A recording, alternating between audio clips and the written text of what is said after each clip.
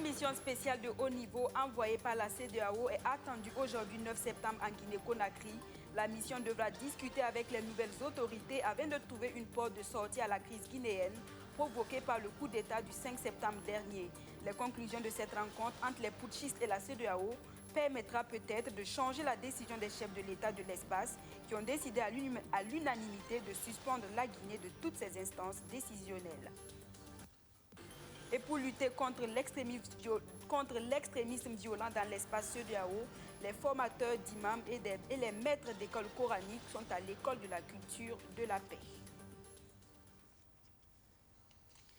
Bienvenue à tous et à tous. Merci de nous choisir. Après le coup de force du 5 septembre qui a mis fin au règne d'Alpha Condé, une mission de haut niveau de la CEDEAO est attendue aujourd'hui 9 septembre en Guinée-Conakry. Cette mission aura pour objectif de discuter avec les nouvelles autorités guinéennes. Mais en attendant les conclusions de cette rencontre entre les deux parties, les chefs d'État de la CEDEAO ont décidé hier par visioconférence de la suspension de la Guinée de toutes ses instances de décision. On écoute à ce sujet le ministre en charge des Affaires étrangères, Alpha Barry. À ce sommet, les chefs d'État ont été très préoccupés par la situation sociopolitique en Guinée, une situation qui fait suite donc au coup d'État du 5 septembre et l'arrestation du président Alpha Condé. Donc à ce niveau, les chefs d'État ont exprimé leur vive préoccupation, comme je le dis, ont exigé le respect de l'intégrité physique du président Alpha Condé et de toutes les personnes arrêtées, la libération immédiate du président Alpha Condé et de toutes les personnes arrêtées, le retour à l'ordre constitutionnel et également donc une mission de haut niveau devrait être envoyée par la CEDEAO en Guinée dès demain même pour donc discuter avec les nouvelles autorités et à l'issue donc de cette mission, la CEDEAO devrait pouvoir réexaminer ses positions, mais d'ores et déjà, la CEDEAO a décidé de suspendre la Guinée de toutes les instances de décision au niveau de la CEDEAO et demande donc que ces décisions soient endossées par l'Union africaine et les Nations unies. Je dois dire également que le sommet a également parlé du Mali et le sommet demande aux autorités maliennes un chronogramme qui permettrait d'avoir un calendrier assez clair avec les différentes tâches à accomplir pour arriver à des élections présidentielles et législatives à la date déjà indiquée qui est celle du 22 février.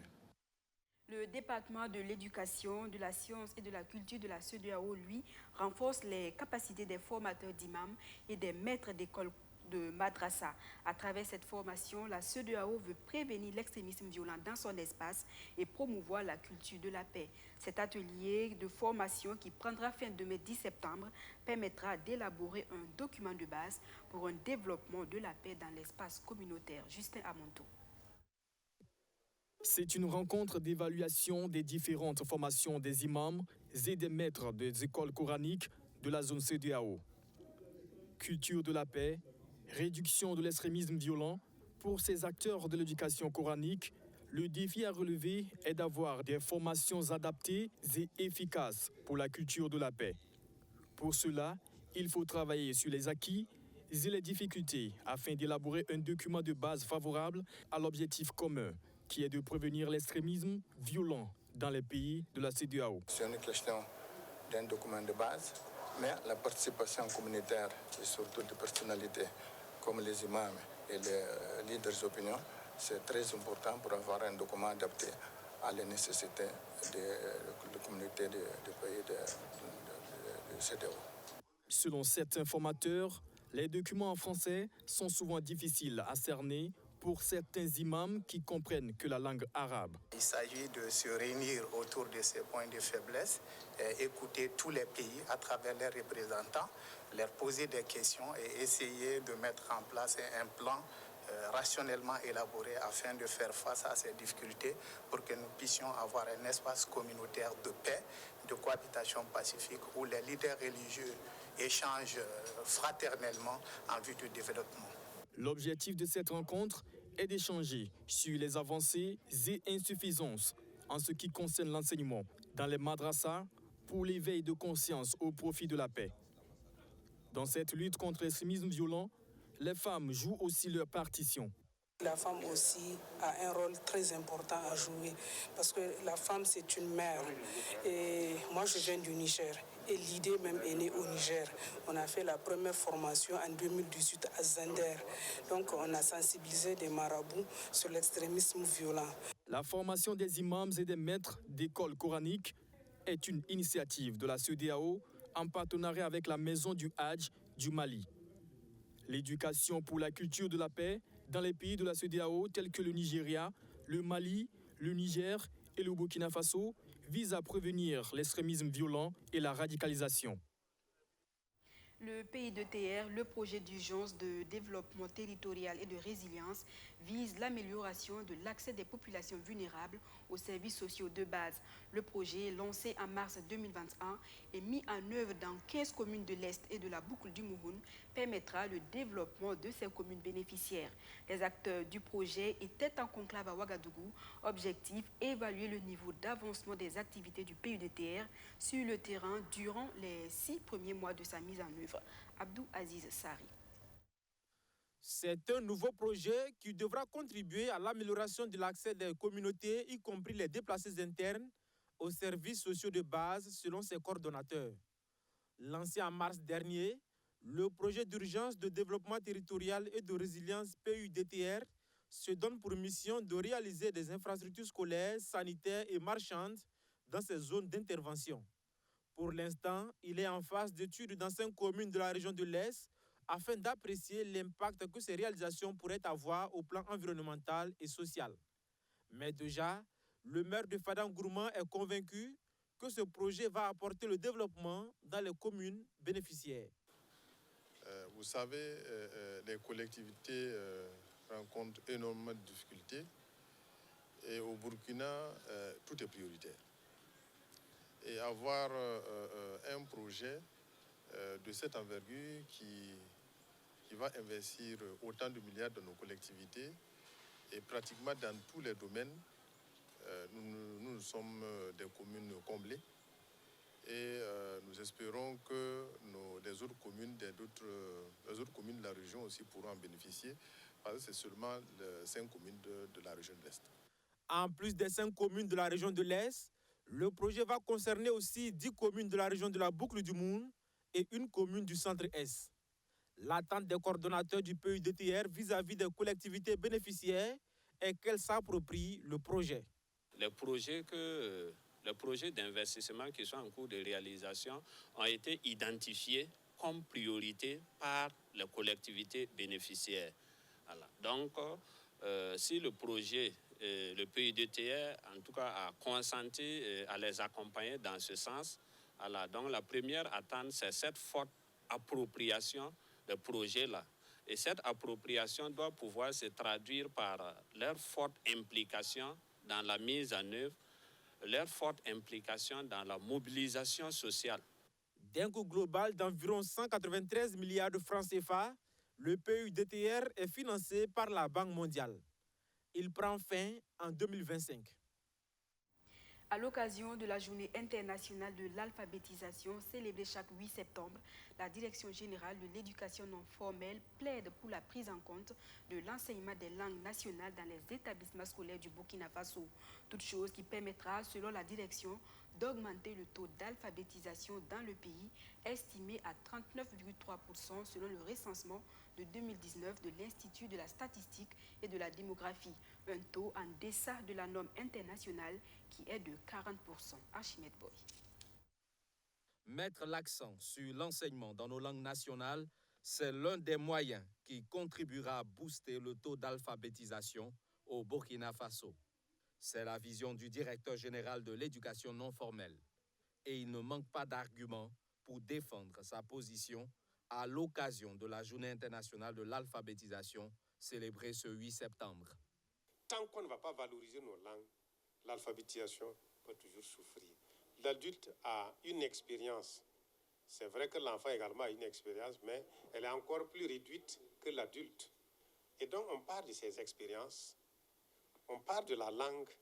Vous voyez, il y a plusieurs approches pour amener l'adulte à écrire dans sa langue. En 4 mois tout au plus, l'adulte sait écrire et lire dans sa langue.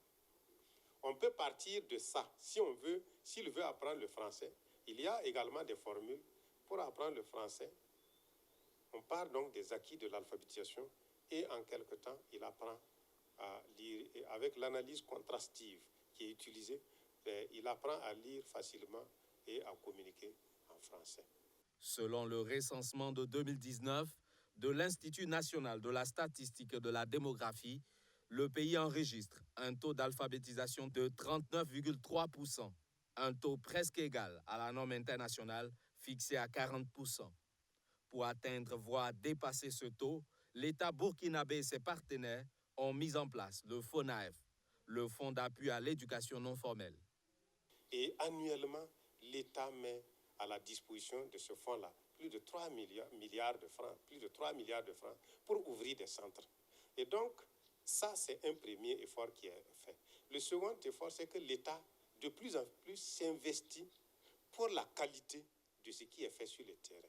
De par le passé, il y avait des écarts, il y avait des griefs qui étaient faits, notamment sur la gestion même de ces fonds que les partenaires sur le terrain acquièrent et qu'ils gèrent d'une certaine façon. Et de plus en plus, l'État a un regard sur ça, et avec ses partenaires, notamment le FONAEF, ils ont un regard sur ça pour que, effectivement, les ressources-là puissent aller à l'ouverture des centres, à l'alphabétisation des populations. Pour Kira Sezio, l'éducation non formelle est un appui à l'éducation formelle. Mieux, de nombreuses prouesses sont enregistrées chez les apprenants de son secteur. Quand vous prenez la plupart de nos formules d'éducation non formelle des adolescents, vous avez les CBNF, les centres d'éducation de base non formelle, qui reçoivent des jeunes, des adolescents de 9 à 14 ans, qui leur donnent une formation de base, une éducation de base en 4 ans. Et ils font le CEP, ils rejoignent le formel, la 6e au niveau du formel. La politique d'alphabétisation reste cependant confrontée à d'énormes défis, notamment la résorption des enfants hors du système scolaire. Selon une étude qui a été menée, et ça doit être en 2017 par là, par l'UNICEF et le MENA-PLN, il y a plus de 51% des enfants qui sont en dehors de l'école. Il y a une stratégie donc qui a été élaborée à cet effet pour justement prendre en charge ces adolescents et jeunes qui sont en dehors de l'école là. Et cette stratégie demande un accompagnement financier. Sans ressources, on ne peut pas la mettre en œuvre. Cette année, la Journée internationale de l'alphabétisation sera commémorée en différé au plan national sous le thème « Contribution d'éthique à l'accélération de l'alphabétisation et de la promotion des femmes et des filles ». La Brigade nationale des sapeurs-pompiers du Burkina veut être plus opérationnelle sur le terrain. Elle a lancé en 2019 un nouveau concept dénommé binôme de premier secours à moto.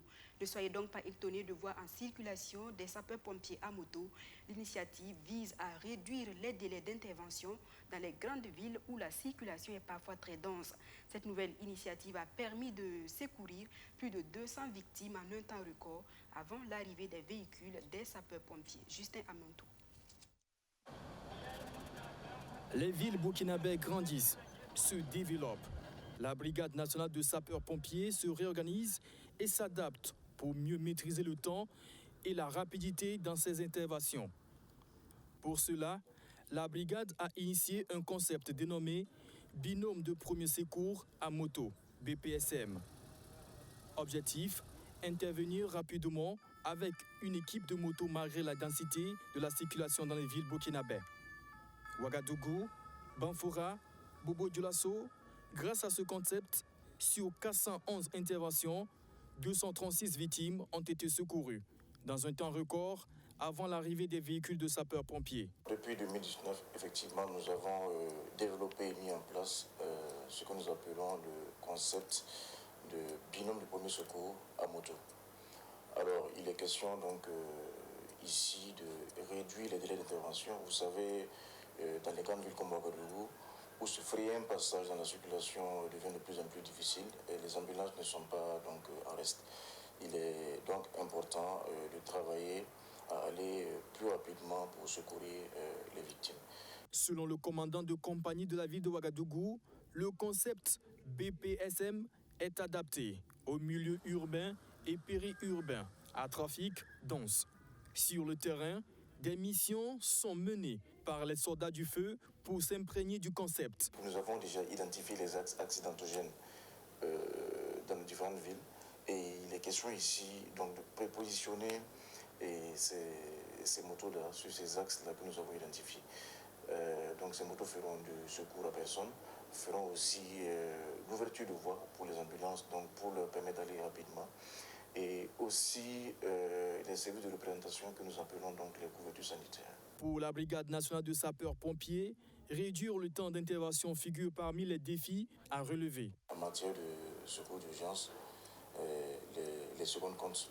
Voilà, donc il est vraiment bien pour nous de travailler à réduire ces délais d'intervention-là, ce qui est vraiment primordial pour notre métier. Alors les retours sont très positifs en termes de statistiques enregistrées et ce qui est encourageant et nous convainc donc dans cet esprit-là qu'il faut travailler donc à renforcer les capacités en termes d'acquisition de motos pour justement renforcer le concept. La promptitude dans les interventions est essentielle pour des secours d'urgence en cas d'accident ou d'incendie.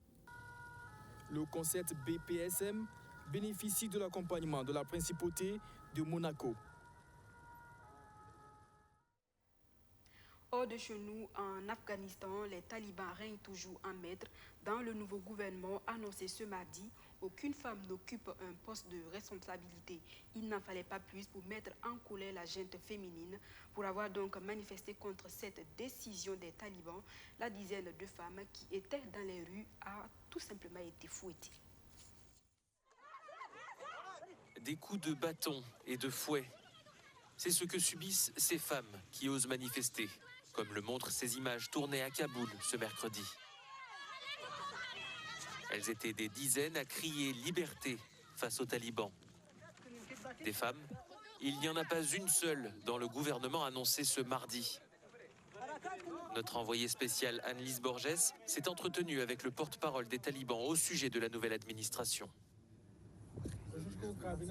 Le cabinet n'est pas encore achevé, il le sera bientôt. Tout le monde est en responsabilité, indique le porte-parole des talibans. En attendant, il y a beaucoup de réformes. Vous savez que les bureaux étaient vides et nous avons introduit des superviseurs pour soutenir les bureaux. Notre journaliste lui demande s'il s'inquiète de réussir à convaincre la communauté internationale à propos de l'inclusivité de son nouveau gouvernement. Tous les problèmes sont résolus. L'important, c'est la question de la sécurité qui s'améliore. Toutes les autres choses sont résolues. La communauté internationale, justement, jugera les talibans sur leurs actes. C'est ce qu'a annoncé le secrétaire d'État américain. Bien qu'ils aient affirmé que le nouveau gouvernement serait inclusif, la liste de noms annoncés par les talibans se compose exclusivement d'individus, membres des talibans ou de leurs proches collaborateurs, et d'aucune femme. Nous comprenons que les talibans ont présenté cela comme un cabinet provisoire. Nous le jugerons sur ses actes. Le secrétaire d'État a par ailleurs accusé les talibans d'empêcher les évacuations de ressortissants afghans et occidentaux souhaitant quitter le pays. Ici au Burkina Faso, les femmes seront à l'honneur lors de la 33e édition du Tour du Faso, prévue se tenir du 29 octobre au 7 novembre prochain. Le comité d'organisation prévoit pour la première fois dans l'histoire du Tour une course féminine à laquelle vont prendre part 9 pays africains. Le budget alloué à cette édition est de 500 millions de francs CFA. Plus de précisions avec Luc Pacbelgem. 1273 km, c'est la distance prévue pour les 16 équipes attendues au 33e Tour du Faso, prévu du 29 octobre au 7 novembre 2021. Le comité d'organisation présidé par le président de la Fédération burkinabé de cyclisme a fait le point des préparatifs à un peu plus d'un mois de cet événement cycliste international. Concernant les équipes participantes, les invitations ont déjà été envoyées à des équipes d'Afrique et d'Europe. Certaines ont déjà confirmé leur participation. L'innovation majeure de cette 33e édition est la délocalisation de la présentation des équipes dans la région des Cascades. Cela en vue de promouvoir et valoriser nos sites touristiques. La seconde innovation est que 2021 connaîtra la première édition de la course féminine dénommée Tour féminin international du Faso, sous le thème Femmes, sport et paix universelle. À cet effet, des courses féminines seront organisées au niveau des étapes de Dédougou, Tinkorgo et Ouagadougou. 9 pays ont déjà confirmé leur participation à cette première édition, née de la volonté du gouvernement de promouvoir le cyclisme féminin. Les 9 pays attendus pour la course féminine sont le Bénin, le Cameroun, la Côte d'Ivoire, l'Égypte, la Guinée-Conakry, le Maroc, la Mauritanie, le Togo et le Burkina Faso. La course cycliste partira de Banfora le 29 octobre pour un épilogue à Ouagadougou le 7 novembre. Une épreuve de contre-la-montre est également prévue. Les 10 étapes prévues sont Banfora, Bobo-Dioulasso, Dédougou, Dédougou-Koudougou, Laye-Waïguia, Ouagadougou-Kaya, Nagrengo-Tinkodogo, Koupela-Zorgo pour la course contre la montre, Koubri-Po, Manga-Ziniare et Kombisiri-Ouagadougou pour l'arrivée finale. La plus longue étape est celle de Bobo-Dioulasso à Dédougou sur une distance de 183,2 km et la plus courte distance est le contre-la-montre sur 33 km. Les pays qui ont répondu favorablement à notre invitation, c'est la Côte d'Ivoire, le Cameroun, le Bénin, RDC Congo, Maroc, l'équipe continentale sud-africaine, Algérie, la France, Hollande, Suisse et Allemagne et Belgique. Voilà les 13 équipes qui ont répondu favorablement à notre invitation.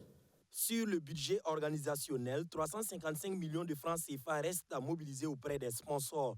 Le comité d'organisation rassure que l'absence de Francis Ducreux, monsieur sponsor Tour du Faso, n'entravera pas la mobilisation des ressources. Le défi actuel du Tour du Faso qui existe depuis 1987 est d'évoluer qualitativement.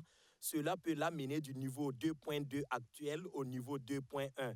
À ce niveau, il faut respecter un cahier de charges qui nécessite un effort budgétaire.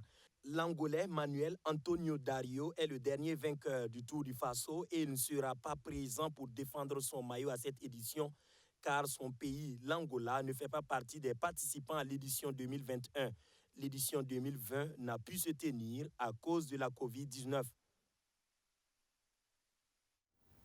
En sport football, l'AS Sonabel reçoit le 11 septembre à Yaoundé le stade malien de Bamako. Un match qui compte pour la phase allée des préliminaires de la Ligue des champions.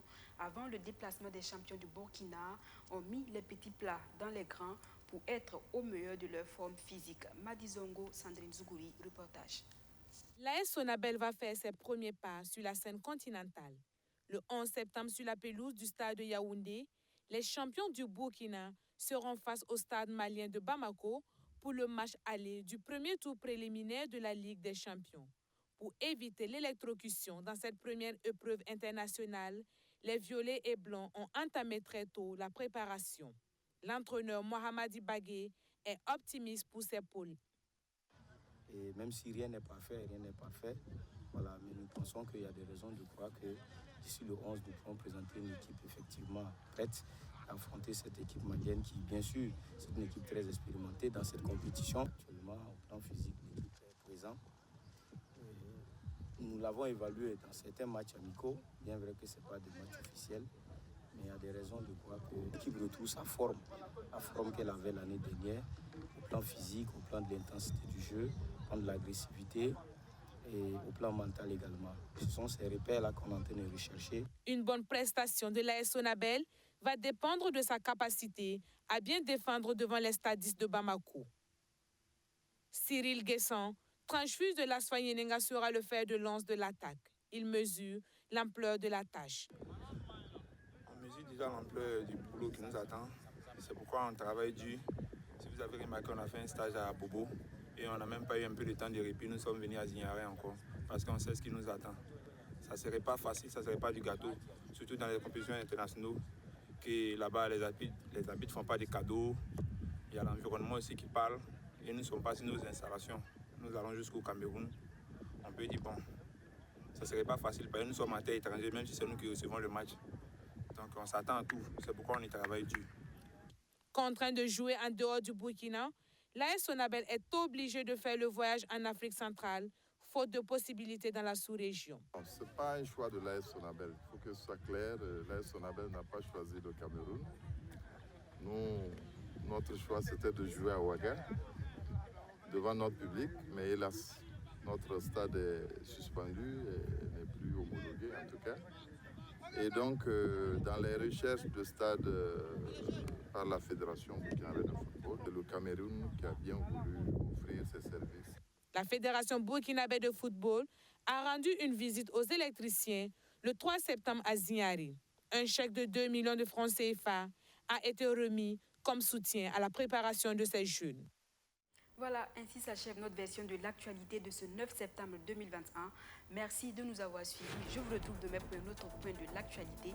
Excellente suite de programme sur la chaîne au cœur de nos défis.